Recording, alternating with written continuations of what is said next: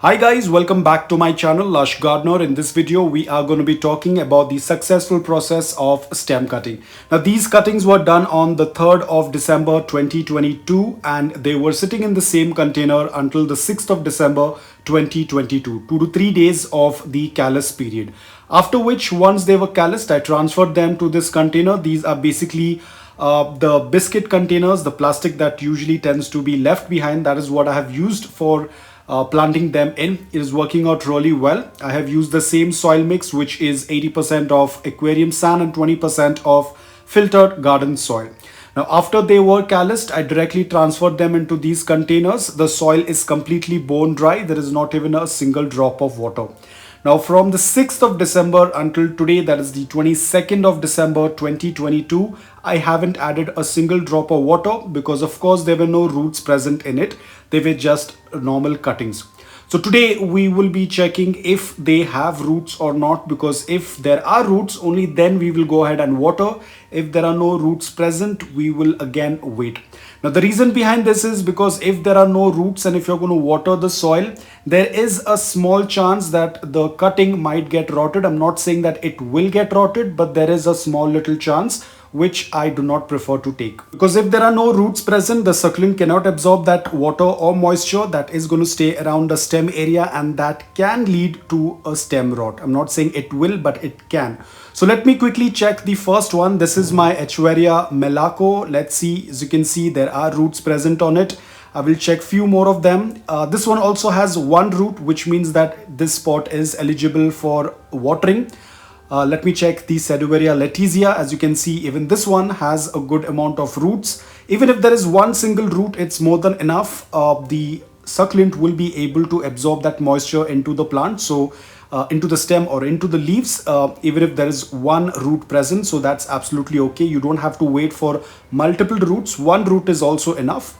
So again, over here as well, you can see a lot of roots. Now you can see all of the roots are white in color. The reason is because they are beneath the soil. If you tend to do air rooting, the roots will be pink in color. Now you do not need to be worried whether it's white or whether it's pink. Both the roots are healthy. You do not need to be worried. The only reason why they tend to turn pink when you tend to air root them is because of the exposure of light. But when the roots are beneath the soil, those pink roots which were out, when you tend to put them into the soil, they will eventually turn white in color. So there is nothing to be worried. So this Haworthia, I'm not very sure about the exact ID, but as you can see, they have also started to put out roots, which is a very good sign. So all of these pots are eligible for watering. Now how I'm going to water this is with the help of bottom watering, because I do not want to drop water on the succulent leaves. It's going to be a little difficult to clean it off because these are very small, and most probably the succulent blower might not be able to blow off all of the water. They are very small, so I do not want to take a chance. Now watering, I will be doing bottom watering for this, but the process remains the same. As in when the soil tends to get completely bone dry is when you tend to water. Now of course this soil is bone dry because from the 6th of December until 22nd of December, this hasn't been watered because I was waiting for the roots to appear. Now that the roots are present, I will be doing bottom watering. For that, I have a tray that is filled with water. All you have to do is just take the container and place it in this tray of water. Now again, it depends. At times it might take 5 minutes, it might take 10 minutes. It depends upon how big or how small the container is. If it's a big container and if it's a clay pot or a concrete pot, it might take a little more time. But if it's a small pot, like as you can see, this is a small plastic container. So with this, bottom watering is going to be really fast. Probably it might not even take 2 or 3 minutes and the entire mix inside this container will be wet. Now I will leave this aside for it to get bottom watered. As I said, it might take around 5 minutes or maybe less than that. Just wait for it. Do not drop water on it. You do not need to submerge the entire pot inside the water. Just leave it as it is. Meanwhile, I will show you the pot from which I had cut off the Haworthia Melaco. This is where I had done the cutting, and now you can see, so the cutting was done on the 3rd of December and today is 22nd of December, and you can see the Melaco, the Haworthia Melaco stem has already started to put out a lot of pups. My Graptovaria was damaged by the birds, but I've just left it as it is. But you can see the Melaco stem is putting out a a lot of pups. I'm not very sure it's going to be very visible because they are still very tiny, but the process has already started, so I'm very excited about it. So many of you have asked me when should we start watering the stem. I would say wait until you start noticing pups. Over here, as you can see, the pups are already visible.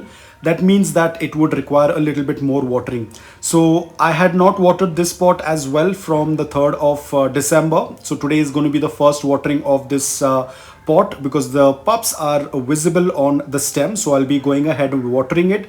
The more you're going to water it, the faster the pups will start to show up. But remember guys, do not overwater it. You have to wait for the soil to be completely bone dry before you water the stem cuttings. Now, as you can see, it's already a couple of minutes and the upper layer of soil is completely wet. I'm not very sure if it's going to be picking up on the camera, but you can see the upper layer of soil is little soggy wet because of the bottom watering, the capillary action. With the help of the capillary action, the water has got absorbed inside the pot and it has reached to the upper surface of the soil, which means that we are completed with our bottom watering. So now it's time to take out the containers from the tray. Now please remember guys, do not leave your containers, your pots in the tray of water overnight. Your succulents will get rotted. The moment you see that the upper layer of soil is wet, take out your container and keep it on a dry surface. Let all the excess water drain out. I have seen people leaving their containers in this bottom watering and forgetting about it. This will definitely rot your succulent.